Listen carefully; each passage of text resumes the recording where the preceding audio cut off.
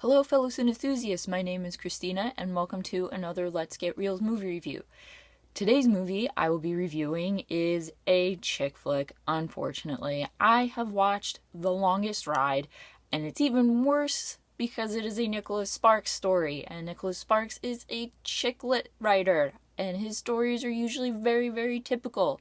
But there are 4 reasons why I had to watch this movie. Scott Eastwood, Una Chaplin, Jack Houston, and art, which will all be explained later. But first, let us get on to a summary of this movie, and I promise I will do it as fast as I possibly can for your sake and my sake. The movie starts off with a girl named Sophia, played by Britt Robertson.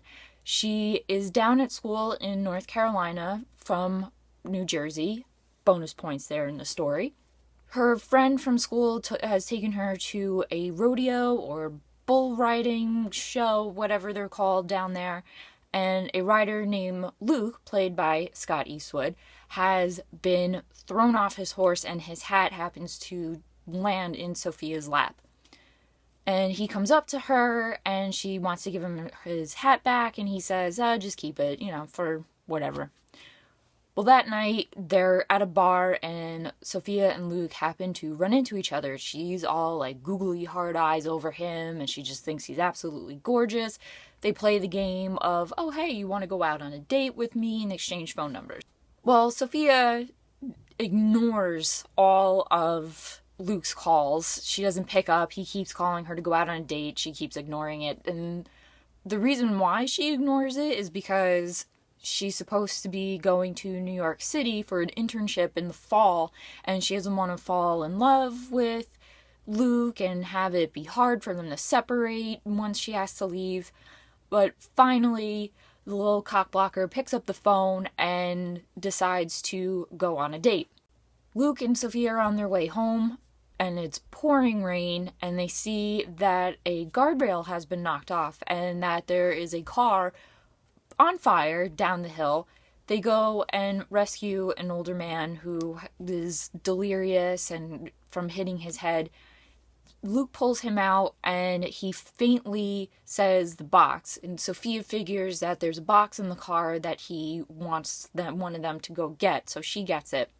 Luke brings the man to the hospital and Sophia decides to wait for him in the waiting room while the doctors work on him, and while she's waiting, she starts looking inside the box and she finds that there are letters from the man whose name is Ira to his wife, Ruth, from when they were younger. When Ira comes to, the doctors bring Sophia into the room to meet him, and they start talking, and she says that she read some of his letters, and he tells her that he hasn't read them in years because first of all, he can't really see too well, and second, the memories are there. His wife passed away a few years previous to this accident. So she starts reading it only if he will eat, because he's not eating his food. So then Sophia begins to read the letters, and she starts becoming friends with Ira and going over and reading the letters for him. As she's reading the letters, you see that Ira and Ruth's life when they were young mirrors Sophia and Luke's life, where they both had to make sacrifices for their relationship and all this other romantic mumbo jumbo that I don't even want to think about anymore. So the reasons I wanted to watch this movie, as I said, were Una Chaplin, Jack Houston, Scott Eastwood, and art. Una Chaplin, I think, is a very great actress. I've seen her in a few things. For those of you who may not be familiar, if you watch Game of Thrones, the poor girl played Robb Stark's wife. I really enjoyed her acting in this movie. She was excellent. Ruth was supposed to be a Viennese Jew who came over to North Carolina in the 1930s after the Nazis occupied Vienna. Jack Houston is also a very good actor. I loved him in Boardwalk Empire. He was amazing in that, and I really, really liked his chemistry with Una Chaplin. They were so fantastic and so believable as this young couple who have not had it easy. They do not have it easy at all. Certain things happen. The relationship is really put to the test. And rather than their relationship be like kind of cheesy and typical, I liked their story. I liked it a lot because I think it was set at a different time period than today. And also because I think their acting just made it a lot better. It kind of like distracted me from the typical kind of sacrifice for love storyline. Scott Eastwood. How can I not watch a movie with that man in it? My mom was watching this when I came home from work one night, and as soon as I saw him, I had to sit my ass down and watch it. He is so good looking. The dirty, dirty thoughts that were going through my mind as I was watching this, let me just say, I'm going to hell in a Coach handbag after that.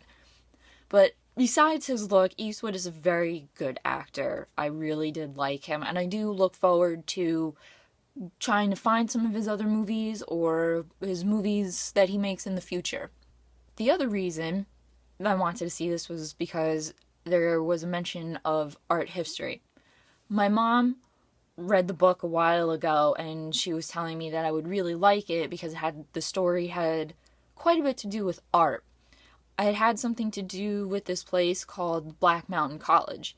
Now, before this movie, I had never heard of Black Mountain College, but I researched it after I watched this, and it was a liberal arts college outside of Asheville, North Carolina, where many famous contemporary artists had studied. And Ruth, in the story, was missing the contemporary art and the culture of Vienna before she had left, and this was a perfect place for her to go because they had all these great contemporary artists with all these new ideas, just like the contemporary artists of the Vienna that she knew. I'd also like to give a mention to Britt Robertson because I enjoy her. I think she is an actress that has great potential given the right roles. I think she can become a very good actress and a well-known young actress. I first saw her in a show that she was in called Life Unexpected, and she was great in that show. It's on Netflix. Definitely go check it out. So ever since Life Unexpected, I've been a bit of a fan of hers. I like seeing her in movies and other shows. I'll only recommend watching The Longest Ride if you like chick flicks. Actually, if you can get over the typical chick flick storyline and all that mushy romantic garbage, definitely check it out for the acting. You have three legacies. You have Una Chaplin, who, if you couldn't tell, is Charlie Chaplin's granddaughter. Scott Eastwood, his father, is Clint Eastwood, and Jack Huston is from the Huston family dynasty. Their acting, as I mentioned before with Jack Huston and Una Chaplin, all three of them, their acting distracts from that typical chick flick storyline, and I think it adds to it as well, because sometimes with chick flicks you get the acting that is just so blah, it's so plain, it's so boring, and it adds nothing. It doesn't make me interested in seeing the plot of this chick movie play out, and I just can't stand that. So with this one, with Longest Ride, the acting actually adds to it. So if you can get over that, and you can get over the fact that it's a Nicholas Sparks book and it's just so cheesy, give it a go for the acting. I think you'll probably enjoy it. Thank you for watching my review of The Longest Ride. If you like this in any way, give it a thumbs up. Leave a comment down below. We'll discuss The Longest Ride, all the good and bad points of it. Don't forget to subscribe for future movie reviews. And as always, keep watching movies and stay absolutely fabulous.